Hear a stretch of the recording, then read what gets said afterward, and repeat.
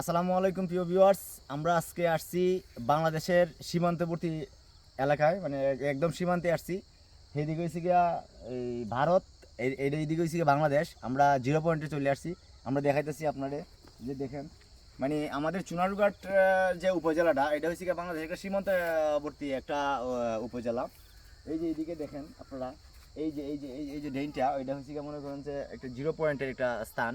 আসলে আমরা এখানে একটা যে জিরো পয়েন্টের যে একটা কি থাকে, থাম্বু থাকে বা অথবা যে পাথর থাকে, এগুলো এখানে নাই। এজন্য দেখাতে পারছে আমরা ওই সাইডে আছে, ওই সাইডে গেলে কি হইব যে বিজিবি আছে, তারপরে মনে হয় যে বিএসএফ আছে, তারা অনেক সময় মানে যেতে মানে দিচ্ছে না।